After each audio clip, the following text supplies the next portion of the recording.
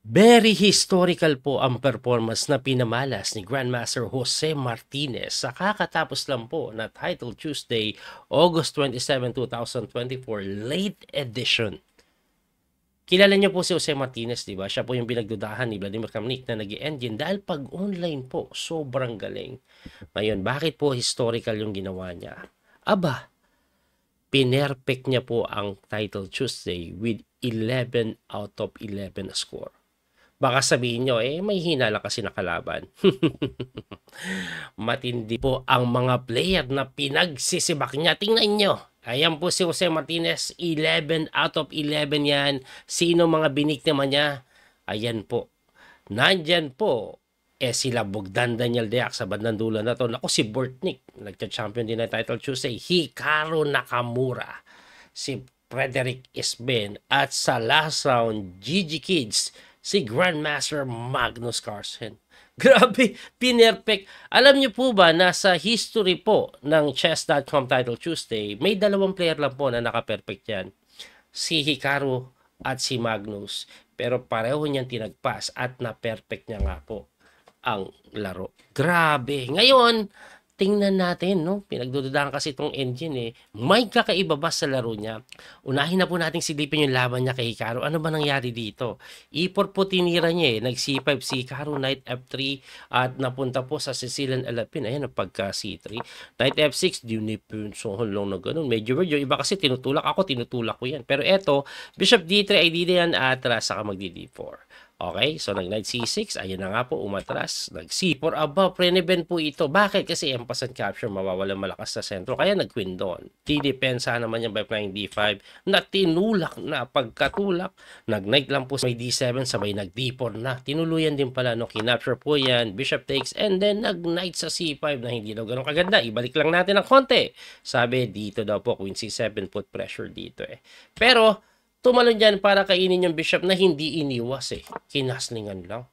Mali daw, dapat daw iiwas Anyway, pagka-castling, kinapture, takes, and then queen c7, dinipensahan, nag-bishop e7, bishop f4, todo depensa sa e5, nag-bishop d7 lang si Hikaru, tumira po ng knight d2, develop, knight a5 naman ang pinawalan. Ang akin po nakikita, gusto pong pumunta dito later on, yung bishop, bibigyan ng square doon. So, nag-bishop g5, pinalit yung bishop, tumakbo pa ba?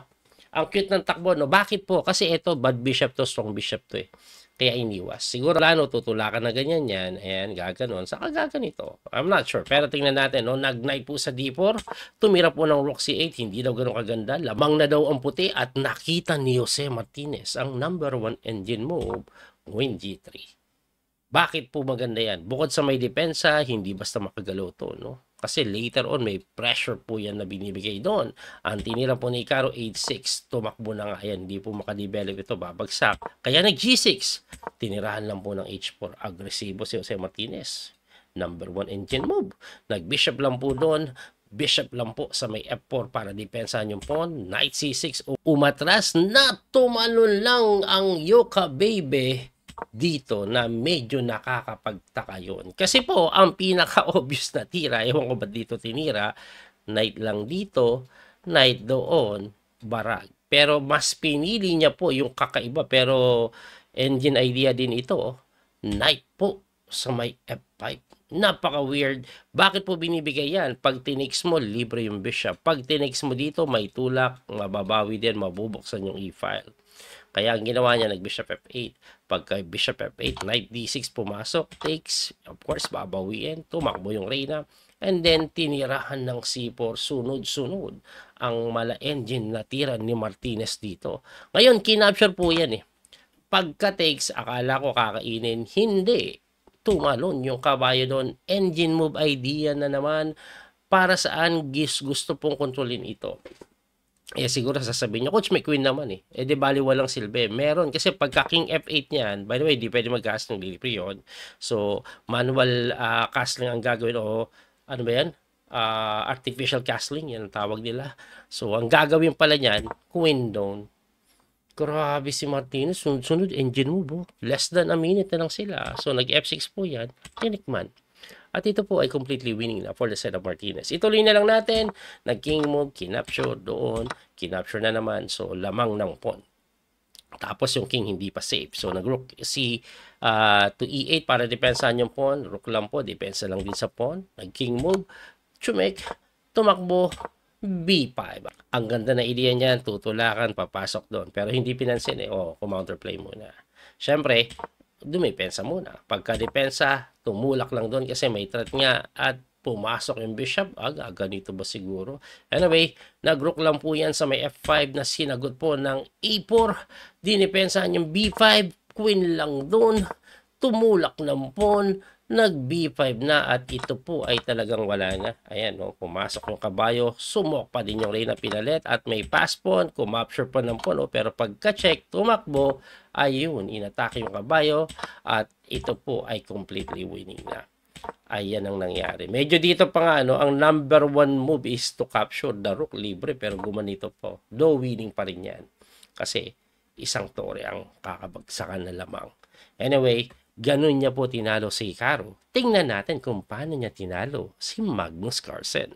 Puti din po siya kay Magnus. So, e4, g6.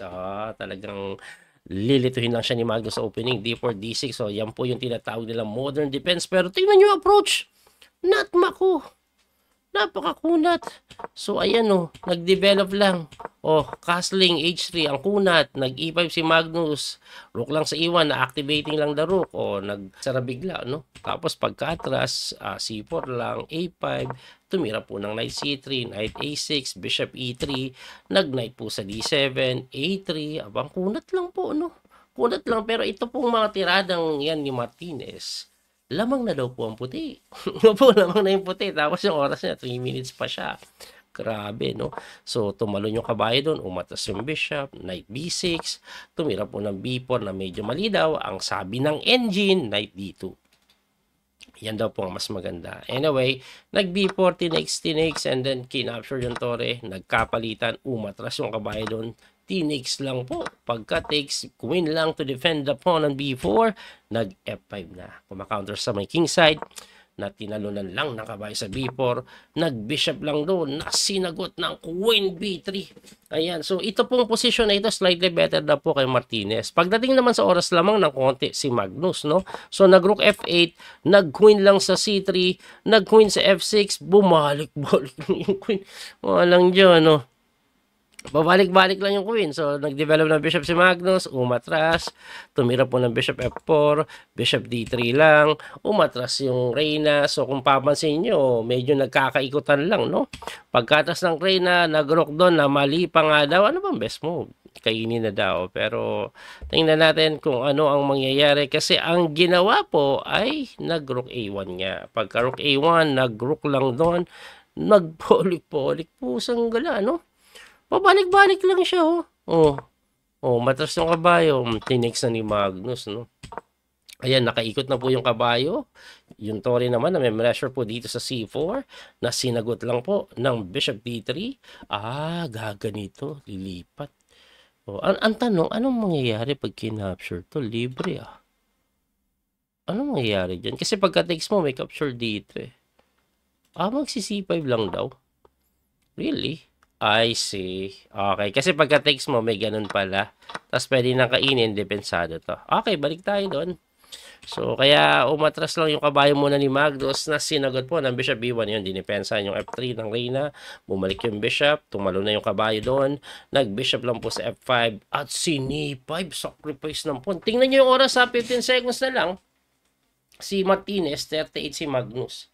So, tingnan po natin, So, kinapture takes, nagkapalit-palitan. At ito daw po ay slightly better for the side of Martinez. So, pinalit po yung reyna, hindi. Kung dito daw po pumunta, slightly better siya. May pressure daw po dito, Tapos gaganito daw, kukulungin yung bishop. Anyway, ang ginawa nga ay queen b6 na sinagot na queen c7 equal. So, umatras lang at ayan na po, medyo bibilis ako na lang kasi wala na silang oras, tumitira-tira na lang to. Tingnan nyo, pabalik-balik lang. Tumitira-tira na lang yan, pabalik-balik. Ayun, pinalit na yung tore. At ito po ay very equal na.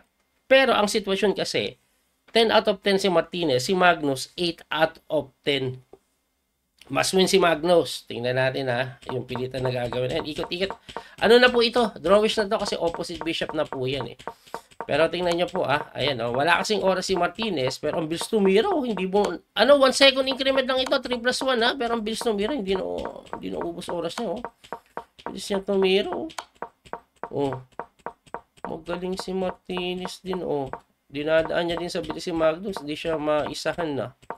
At ayan lang nga po. Tingnan nyo yung oras kayo tumingin. 2 seconds si Martinez, 10 si Magnus. So, dinadaan lang po sa bilis-bilis yan. At ayan na po, biglang tagilid na si Magnus sa sobrang pilit. Nakapasok yung king Ayan ang nangyari. Knight dito. Ayan. Napalit. Opposite bishop pero 2 pawn. Isang iglap. Barag pa si Magnus.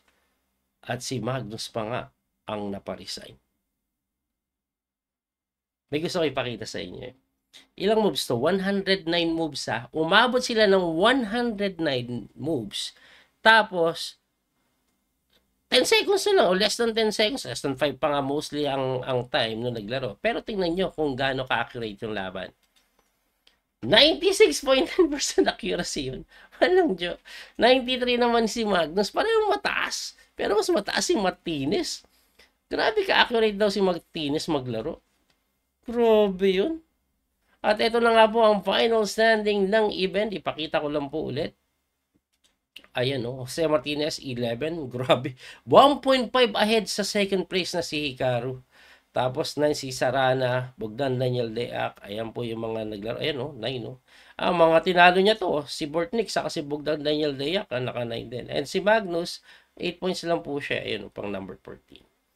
Alright, so grabe si Martinez Kaya siya napagdududahan. Alam nyo ba, dahil pag online magaling talaga siya. Ngayon pag over the board, hindi ko masabi kung gaano siya kagaling. Though 2600 rating po nito Yun nga lang kasi pag online, yung mga level nila Hikaru Magnus, gini-GG kids niya Kaya napagdududahan Pero kung ako ang tatanungin niya personally, parang hindi naman. Parang talagang babad lang siguro ito sa online. Ewan ko, pero kayo, ano bang tingin nyo? Anyway, abangan nyo po yung mga susunod na video natin. Tuloy-tuloy po tayo dahil nakabalik na ako from Hong Kong. Ayan, mag-grind na ako. Lalo na ngayong September, Speeches Championship, Magnus versus Neyman. Abangan natin yon. Muli ito po yung coach, Video Master Daniel Causo. Salamat sa support. God bless po. Don't forget to like and share, follow, and subscribe. Bye-bye. That little mouse, 'cause I'm an albatross.